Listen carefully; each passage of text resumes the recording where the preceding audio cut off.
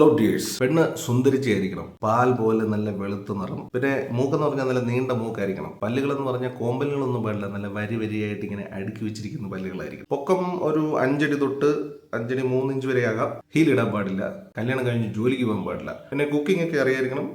പ്രത്യേകിച്ച് ഇലയുടെ ഉണ്ടാക്കാൻ അറിയണം. ഇത് ഒരു 1500 കണ്ടീഷനുകളിൽ ചിലത് മാത്രമാണ്. ജയേഷ് മാമ്പ്രം, തലശ്ശേരിക്കടുത്ത് മാമ്പ്രം എന്ന് പറഞ്ഞ പെരുകെട്ട തറവാട്ടിലെ 38 വയസ്സുകാരനായ അവിവാഹിതനാണ്. വിനി ശ്രീനിവാസൻ കേന്ദ്ര കഥാപാത്രത്തെ അവതരിപ്പിക്കുന്ന അരവിന്ദന്റെ അതിഥികൾ എന്ന ചിത്രത്തിന് ശേഷം ഏതാണ്ട് 6 വർഷത്തെ ഇടവേളകൾക്ക് ശേഷം എം മോഹനൻ സംവിധാനം ചെയ്തിരിക്കുന്ന ചിത്രം ഒരു ജാതി ജാതകം.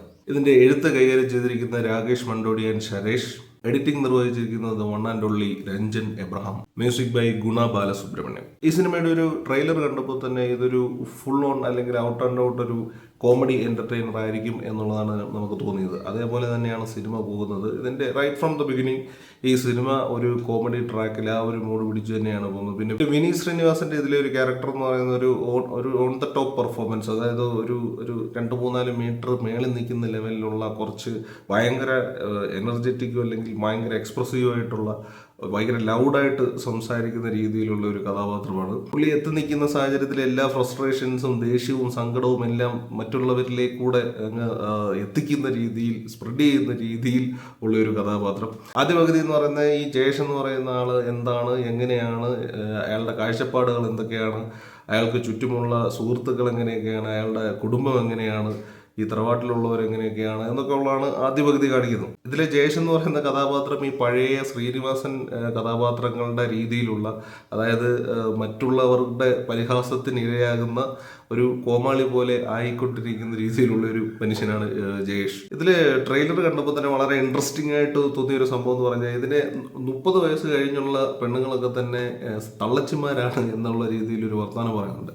അപ്പോൾ ഈ കാലഘട്ടത്തിൽ പ്രത്യേകിച്ച് ഈ സിനിമകളിൽ പൊളിറ്റിക്കൽ കറക്റ്റ്നെസ്സും ജെൻഡർ ഇക്വാളിറ്റിയും ഒക്കെ ആൾക്കാർ നോക്കുന്ന, അതിനെ പറ്റിയിട്ടൊക്കെ സംസാരിക്കുന്ന ഈ കാലഘട്ടത്തിൽ പ്രത്യേകിച്ച് ഒരു പടത്തിൻ്റെ ട്രെയിലറിൽ തന്നെ ഡയറക്റ്റായിട്ട് ഈ രീതിയിലൊരു ഡയലോഗൊക്കെ ഇട്ടത് തന്നെ വളരെ അതൊരു ഇൻട്രസ്റ്റിംഗ് ആയിട്ട് തോന്നി. ഈ സിനിമ സത്യത്തിൽ ഈ രീതിയിൽ വളരെ പൊളിറ്റിക്കലി ഇൻകറക്റ്റും ഒരു ജെൻഡർ ഇക്വാളിറ്റി എന്ന് പറയുന്നതിന് അല്ലെങ്കിൽ ഈ പറയുന്ന LGBTQ കമ്മ്യൂണിറ്റി അങ്ങനെയുള്ളതിനെയൊക്കെ ഒരു രീതിയിൽ കളിയാക്കുന്ന രീതിയിലൊക്കെ തോന്നിയേക്കാവുന്ന രീതിയിലാണ് സിനിമ പോകുന്നത്. പക്ഷേ ഇതിൽ ഫുൾ ആൻഡ് ഫുൾ ഒരു കോമഡി ട്രാക്ക് ആയതുകൊണ്ട് തന്നെ ഇതിൻ്റെ ക്യാരക്ടർ ജയേഷ് എന്ന് പറയുന്ന ആൾ ബേസിക്കലി അയാൾ വളരെ ഒരു മെയിൽ ഷോവനിസ്റ്റ് ആയിട്ടുള്ള വളരെ ഇടുങ്ങിയ ചിന്താഗതിയുള്ള ഒരു മനുഷ്യനാണ്. അപ്പോൾ അത്തരത്തിലുള്ള ഒരു മനുഷ്യനും അയാളുടെ ചുറ്റുപാടുകളിൽ നിൽക്കുന്ന പഴയ ആൾക്കാരും അങ്ങനെയൊക്കെ ഉള്ളവരിൽ നിന്ന് ഈ രീതിയിലുള്ള ഡയലോഗുകളും ഇങ്ങനെയൊക്കെയുള്ള കാര്യങ്ങളും വരുന്നത് ഒരു വലിയ പ്രശ്നമായിട്ട് എനിക്ക് തോന്നിയില്ല. പിന്നെ സിനിമയിൽ ഒരുപക്ഷെ കാണുന്നവർക്ക് അല്ലെങ്കിൽ ചിലർക്കൊക്കെ കുറച്ചുകൂടെ മെച്യൂർഡ് ആയിട്ടുള്ള ഒരു ഓഡിയൻസ് അല്ലെങ്കിൽ ഈ രീതിയിലൊക്കെ സിനിമകളെ കുറച്ച് സെൻസർ ചെയ്ത് കാണുന്ന അങ്ങനത്തെ ആൾക്കാരുണ്ടെന്നുണ്ടെങ്കിൽ അവർക്ക് ഒരുപക്ഷെ ഇതിനകത്തിൽ ഒരു പോയിന്റിൽ എത്തി നിൽക്കുമ്പോഴത്തേക്ക് ഈ ജയേഷ് എന്ന് പറയുന്ന കഥാപാത്രത്തിന് പെണ്ണ് കിട്ടാതെ അല്ലെങ്കിൽ കല്യാണം കഴിക്കാൻ പറ്റാതെ നിൽക്കുന്ന ഒരു പോയിന്റിൽ കുറേ ആൾക്കാർക്ക് മറ്റൊരു ചോദ്യം ഉയരുന്നുണ്ട്. ഇയാൾ ശരിക്കും സ്ട്രെയിറ്റ് ആയിട്ടുള്ള, അതായത് ഇയാളുടെ ഒരു സെക്ച്വാലിറ്റി അല്ലെങ്കിൽ ഇയാളുടെ ഒരു സെക്ച്വൽ ഓറിയന്റേഷനെ തന്നെ ചോദ്യം ചെയ്യുന്നുണ്ട്. അതായത് ഇയാൾ ഒരു ഗേ വല്ലോ ആണോ എന്നൊക്കെ ഉള്ളത്. ഇതിൻ്റെ പ്രാദേശിക ഭാഷയിൽ പറഞ്ഞു കഴിഞ്ഞാൽ ഇയാളൊരു കുണ്ടനാണോ എന്നൊക്കെയാണ് ഈ സിനിമ. കുറേ അത്തരത്തിലുള്ള കുറേ ജോക്കുകൾ ഇതിനകത്തിലുണ്ട്.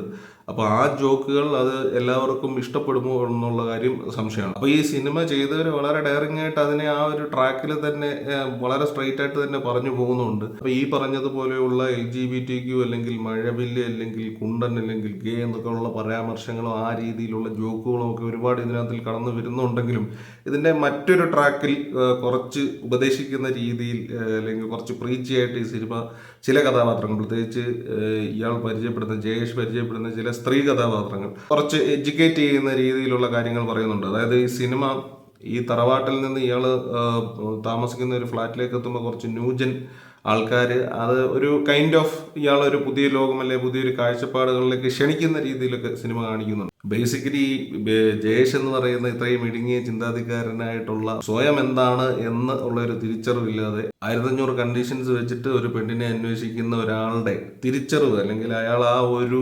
ബബിളിനകത്തുനിന്ന് ആ ബബിൾ പൊട്ടിച്ച് ഒരു വിശാലമായ ഒരു കാഴ്ചപ്പാടിലേക്ക് ലോകത്തേക്ക് വരുന്ന, അതാണ് ഈ സിനിമയുടെ ഒരു മൊത്തത്തിലുള്ള ഒരു എവല്യൂഷൻ എന്നാണ് എനിക്ക് തോന്നുന്നത്. ഈ ട്രാക്ക് വളരെ രസകരമായിട്ട് പറയുന്നുണ്ട്. ഇതിനകത്തിലൊരു എന്താ പറയുന്നത് വളരെ ബോറടിപ്പിക്കുന്ന രീതിയിലുള്ള ഒരു മൊമെന്റ് തന്നെ വരുന്നില്ല. പ്രത്യേകിച്ച് സെക്കൻഡ് ഹാഫിലേക്ക് വരുമ്പോൾ ഇത് സിനിമ കുറച്ച് വലിയാൻ തുടങ്ങുമോ എന്നുള്ളിടത്തുനിന്ന് പെട്ടെന്ന് സിനിമ ഒരു പോക്കങ്ങ് പോകുന്നുണ്ട്. അതായത് നേരത്തെ പറഞ്ഞ ഇയാളുടെ ഒരു സെക്ച്വാലിറ്റിയൊക്കെ ചോദ്യം ചെയ്യുന്ന രീതിയിലുള്ള ഒരു അവസ്ഥയിലേക്ക് വരുന്നിടത്ത് നിന്ന് വേറൊരു ലെവലിലേക്ക് കോമഡികളൊക്കെ പോകുന്നുണ്ട്. സെക്കൻഡ് ഹാഫിലാണ് എനിക്ക് കൂടുതൽ എൻജോയ് ചെയ്യാൻ പറ്റിയത്. പ്രത്യേകിച്ച് പി കുഞ്ഞികൃഷ്ണൻ എന്ന് പറയുന്ന അദ്ദേഹത്തിൻ്റെ കുറേ ഡയലോഗുകളൊക്കെ വരുന്ന പോർഷനൊക്കെ വളരെ രസകരമായി. പിന്നെ ഇതിനകത്തിലെ എടുത്തു പറയേണ്ടത് ഇതിനകത്തിലെ പെർഫോമൻസസ് തന്നെയാണ്. കാരണം വിനീത് ശ്രീനിവാസൻ എന്ന് പറഞ്ഞാൽ ഇതുവരെ കണ്ടിട്ടില്ലാത്ത രീതിയിൽ വളരെ എന്താ പറയുന്നത്, വളരെ ഓപ്പൺ ആയിട്ട്, വളരെ കുറച്ച് എക്സെൻട്രിക് ആയിട്ട് തൻ്റെ ഈ ഫ്രസ്ട്രേഷൻസും ഇതൊക്കെ കാണിക്കുന്ന രീതിയിൽ കുറച്ച് ലൗഡായിട്ട് പെർഫോം ചെയ്യുന്ന ഒരു ക്യാരക്ടറാണ്. അത് അദ്ദേഹം നല്ല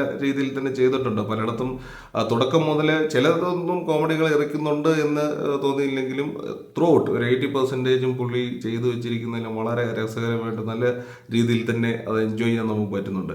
അതിൽ പുള്ളിയുടെ കൂടെ വന്നിരിക്കുന്ന ഒരു ഫ്രണ്ടായിട്ട് വന്നിരിക്കുന്ന അമൽ താഹ, പുള്ളിയുടെ ഒരു കൊളീഗായിട്ട് വന്നിരിക്കുന്ന നമ്മുടെ അലംബൻസ് ഫെയിം അമൽ താഹ, പുള്ളിയുടെ ഈ ഒരു കെമിസ്ട്രി എന്ന് പറയുന്ന വിനീത് ശ്രീനിവാസനുമായിട്ടുള്ളത് നല്ല രീതിയിലുള്ള ഒരു കെമിസ്ട്രി സ്ക്രീനിൽ നമുക്ക് കാണാൻ സാധിച്ചിട്ടുണ്ട്. പിന്നീട് ഇതിലെ സ്ത്രീ കഥാപാത്രങ്ങൾ എന്ന് പറയുന്നത് ഒരു 2-3 സ്ത്രീ കഥാപാത്രങ്ങൾ വരുന്നുണ്ട്. അതിൽ എടുത്തു പറയേണ്ടത് ചിപ്പി ദേവസി എന്ന് പറയുന്ന അവരും എനിക്ക് തോന്നുന്നു ഈ പറയുന്ന ടീമിൻ്റെ കൂടെ ഉള്ളവരാണെന്ന് തോന്നുന്നു.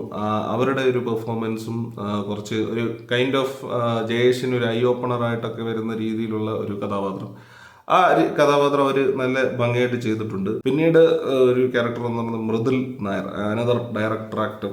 പ്രത്യേകിച്ച് ഇതൊരു തലശ്ശേരി അങ്ങനെ ഒരു സ്ഥലത്ത് നടക്കുന്ന ഒരു കഥ. അപ്പോൾ ആ ഒരു സ്ലാങ് ഒക്കെ പിടിച്ച് വളരെ ഗംഭീരമായിട്ടുള്ള, വളരെ ജെന്യുവിൻ ആയിട്ടുള്ള ഒരു പെർഫോമൻസ് തന്നെയാണ് പുള്ളിയുടെ ഭാഗത്ത് നിന്ന് വന്നിട്ടുള്ളത്.